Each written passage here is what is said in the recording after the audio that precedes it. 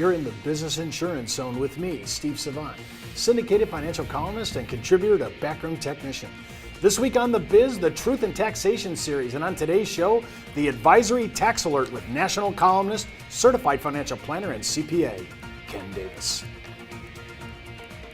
When it comes to life insurance, annuities, long-term care, disability, or group pension plans, we're the news you can use. Well, welcome everyone to the Business Insurance Zone. I am your host, Steve Savant. With me again, day 5, Mr. CLU, CHFC, CFP, and CPA himself, Ken Davis. Stephen, good to see you again. Well, it's good to see you, and we're doing an advisory alert today. Part 2, we're going to talk about your own practice and how you should be playing. Listen, hard to tell a client to do this when you're not willing to take your own medicine, right? Right. We'll get to that in the second segment. But on the first segment, we're going to talk a little bit about some of these things. Now, let's go right to your thing. You know, Medicare now, we're able to, if I'm understanding the code right, help me here, Medicare now is going to have the same way of weighing it out as Social Security. You can kind of, they're using the same charts for taxation. Am I getting that right? Well, similar. What's happening is this idea, just as a quick review, we've been talking about adjusted gross income.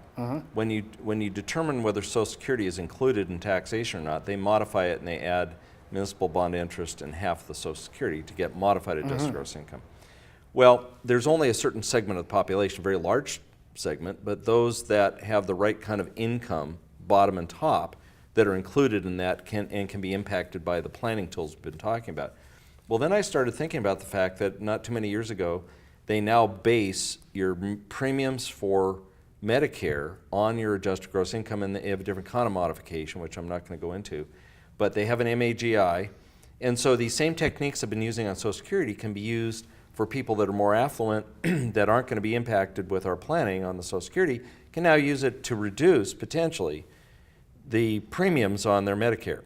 So we now have a whole new segment that we can use these same strategies on and manage AGI. And then, of course, finally, those that are really, truly affluent, well, when you're at 39.6 tax bracket, 3.8% Obamacare taxes, and other aspects, we can now use this to affect them as well. And we don't care about saving Medicare premiums or Social Security. We just want to save taxes. You save $1 in income, you save 40 cents or more in taxes. When you start to accumulate all these up, because we've been looking at some of the accumulated impact, because you know you're trying to play with your AGI. Now we're talking about modified AGI, right? I mean, they're trying to keep this all in my head. And then I'm trying to see how all this impacts, they're so correlated. And they have such interworkings, they're integrated. So we've learned that deferral, as we talked about yesterday's show, that can play a huge role. Now, when we're looking at the advantages of some of these tax strategies, using even annuities and sometimes even life insurance, believe it or not, it actually works great. What we're trying to do is we're trying to use instruments, product lines, that really actually speak to the issues that we've been talking about all this week, because at the front end of this week, we're talking about the taxation, the truth in taxation, and we're saying we are paying way more taxes than anybody knows. I don't know if we have great representation in DC. Honestly, I don't. I just know that we keep uncovering more taxes, more stealth and hidden revenue issues for the government, and we have to be very mindful as advisors, and that's why we call it an alert. We need to become aficionados on AGI. And again, remember, I got a 1040 overlay. It explains it all. It's really great. You can hop on the line, call Ken up himself and just walk you through it. A lot of this is important to know, and we feel that much about it to bring it to a show, especially we're talking about tax season. This is the time to talk about it. Now, Ken, when I'm looking at this, and I take all my Medicare now, my Social Security, I'm tying this all together, plus my ordinary income tax bracket at retirement, I'm starting to think that the old adage of our taxable bracket will be lower in our retirement than it is during our earning years. I now suspect that is not only not true, by the time I put the all-in cost, I might be somewhere, I know this sounds astronomical, I might be, in your example, I think Tuesday, that lady was paying like what, 40-something percent? 42%, and that didn't include state income taxes. That was just because of the impact that this has. These stealth taxes are killing our clients. We need to create cash flow. Owning AGI and modified AGI could be the way to go. And again, we teach this, we give it in an overlay. This is the impact for an advisor to have real, this could be a practice issue for him. This could be a monster business builder if you can learn this. Well, and I would advise a couple things. One is we're talking about doing things when people are approaching or in retirement. even better is if we can be forward-looking as advisors and helping people in their 30s and 40s not just go to the traditional 401ks and IRAs. For the monies in excess of the match of the employer, if there is a match indeed, start taking that money and funding a life insurance policy. We talked about we need 15 years for that to really work. Well, that's a really wonderful thing to do for a young person because, one, it's more liquid. They can get their hands on it. They don't have to wait to 59 and a half. That's true. No 10% penalty. And then when they do get to retirement, they now have options. They have maybe an IRA and they have a 401k, not as funded as heavily as they might have before, and now they have life insurance. Well, gosh, they can start now taking tax-free distributions, not affect AGI, allow their IRA to grow to 70 and a half when they're forced to start taking distributions at that point.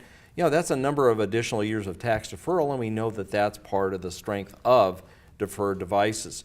So plan up front with products for liquidity and tax planning down the line, not just at the tail end of this whole thing. Yeah, my big caveat for Ken and the statement he just made is it's all true. Remember, providing that it's issued TAMRA compliant contract, Right. and the biggest one, because we're getting traffic out on the web, we have clients saying, Steve, do I understand that we have to keep this in force for the life of the insured? And Yes, the answer indeed. to that is yes, you do.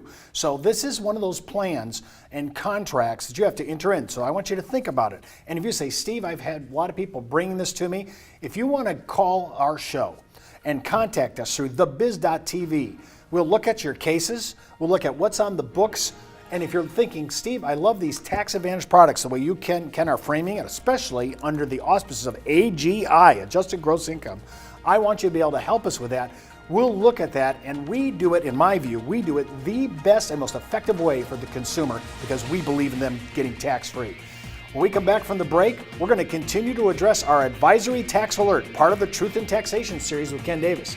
And don't forget to enroll in IULUniversity.com for the best training, education, and sales support when it comes to life insurance for retirement income. You're listening to the insurance industry's #1 resource for products, planning ideas, carrier information, and interviews you can use. When it comes to life insurance, annuities, long-term care, disability, or group pension plans, we're the news you can use. Hello everyone, I'm Steve Savant, host of the daily internet talk show, The Business Insurance Zone. I've been using Backup Technician for over 20 years for my edutainment workshops, public seminars, and my ultimate resource for my consumer shows.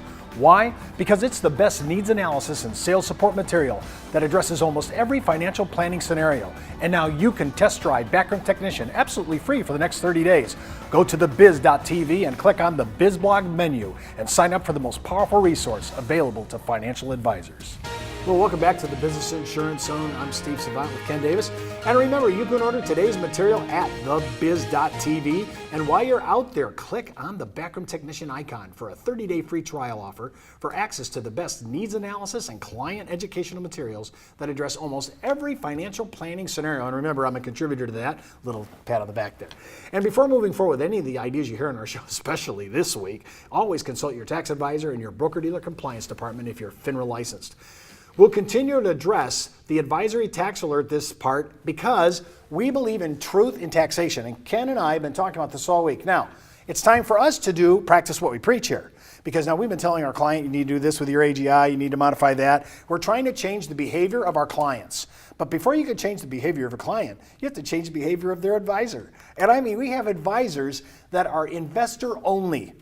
This is a problem because you don't take into account taxes.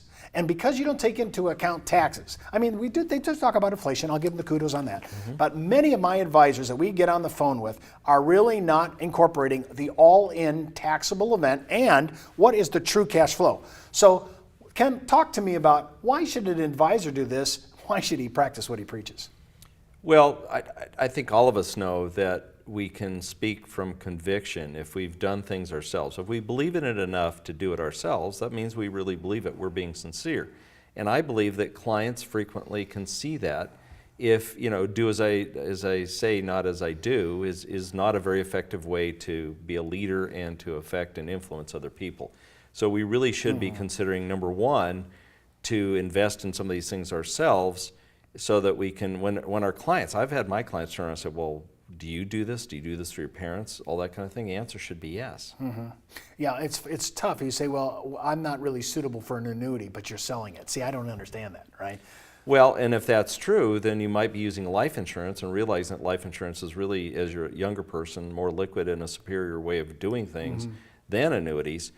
If it's done right. I have to keep saying that over and over. If it's done right. If it's done wrong, it is terrible. But when we're talking about advisors, what we're trying to say to an advisor is, some people, and I like keep commissions and compensation, I just do, I always have. But if you're talking about taxes for your practice, some carriers are going to this 5-year kind of levelize where they actually pay you more if you can handle it. And if you really don't need to take constructive receipt of your compensation package, this may be the way to go, because we need to modify our own taxable AGI. I mean, that really, we have to take some of our own medicine here. Well, and I got to thinking about this. There was a period of time when tax rates many years ago were much higher than they are today. So tax deferral and compensation was a big deal.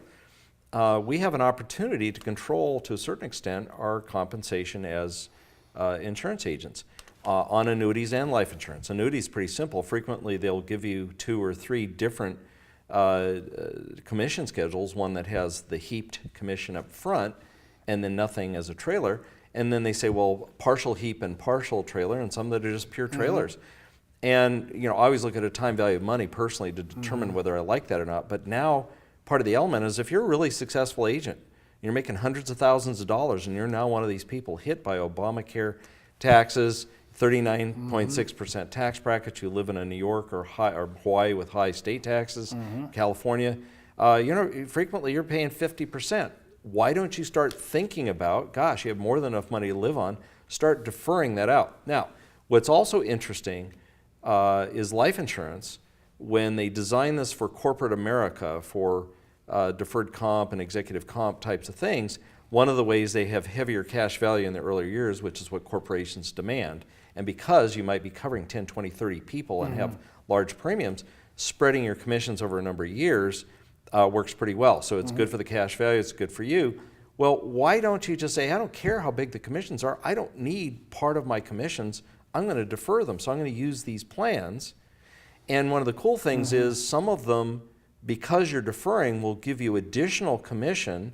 It's essentially a persistency bonus, if you want to think about it. They take less risk that your client 3 years into it's going to walk, because you're there shepherding it and making it happen. So in a way, they're sharing that persistency bonus in the form of additional commissions. So start thinking about deferral for ourselves. Start planning our commission structures, the products we use, annuities and life insurance, so that we defer and gain some of the same benefits we've been talking about here today. A lot of our younger advisors now are definitely looking at this because they see the value of planning today for tomorrow. And when you look at the impact of all the things we've been talking about all this week, it makes total sense to start thinking about, how do I manage my advisory practice? How do I manage my business? And how do I build it out? And how do I keep more money of my own compensation?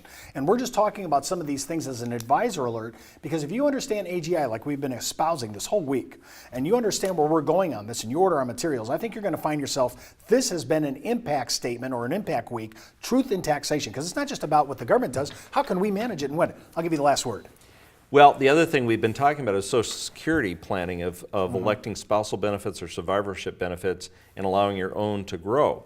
Well, if you do that as early as 60 as a survivor or 62 on a spousal benefit, you may trigger, they take $1 out for every $2 over $15,000. Well, what if you deferred your compensation and then took your spousal benefits, and so you're staying below that $15,000 limit? You can do both.